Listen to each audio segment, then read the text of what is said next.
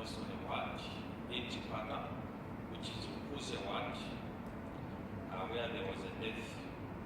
One of the candidates passed away after nominations. So we have to hold an election there. And this will also include elections in the newly created districts, where a statutory instrument was issued, establishing Kalumbila district, Mushindano, and Sengahi district. So in these three districts, there will be elections for council chairpersons. So in all these uncontested wards, Ukuse ward, and then the new districts, Kalumbila, Mushindano, and Sengahi, the election will be held after the general election on 11th August. And so the commission will set the date for the nominations for the areas. And then the election will be expected to be held within 30 days from the date of the nominations. For the unopposed, these will take effect as indicated on the actual date of the election, 11th August 2016.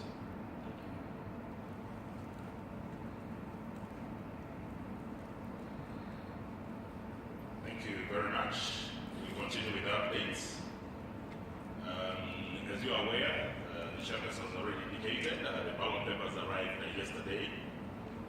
And I'll invite Mr. Chipachela, the Deputy Director Elections, to give us a brief in terms of the verification and distribution of the ballot papers.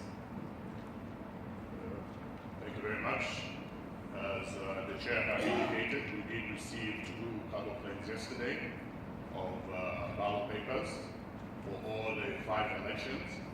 This is the presidential, parliamentary, mayoral / council chairperson, councillor, and the referendum.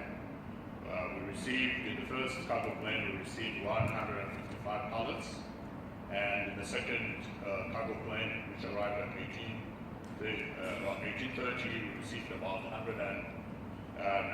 89 ballots. The first one, 155, the second one, 189 ballots. And as the chair indicated, verification of the ballot papers have commenced this morning. Terms of reference were developed and shared with the district officials who are the returning officers and the assistant returning officers field, who are at the warehouse, who will be verifying between today and the 5th of August. And we have also asked the political parties participating in this election to credit 2 representatives of political parties and civil society organizations. So the verification, like I indicated, will take place, started today and goes on up to the 5th. Then from there, after the verification is done, we will now start distributing ballot papers to the districts. And ZAF will be commencing the distribution of ballot papers on the 6th of August. Thank you.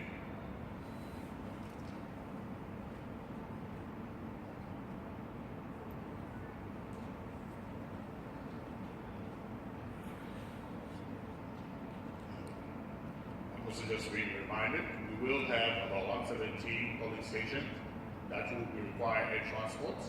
At these polling stations, as we've done in the past, we make this available to the political parties. Thank you.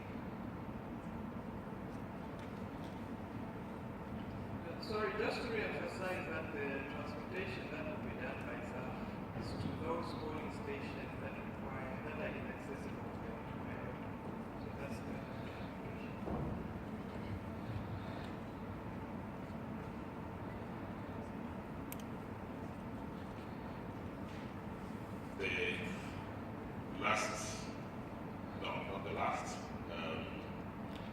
The next item is the results management process. And this will include details of how you as political parties and indeed civil society will go about in terms of numbers for accreditation to the National Results Center. So I'll invite Mr. Casaro to lead us through this process, and then that's when we can go into the next item of any other business.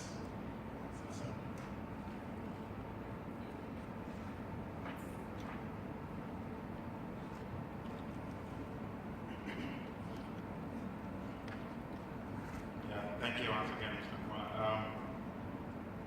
As the chairperson had indicated his remarks once again, the detailed process of the management of results for the 2016 general elections and the referendum was shared, discussed in the previous stakeholder meeting, and the process remains the same.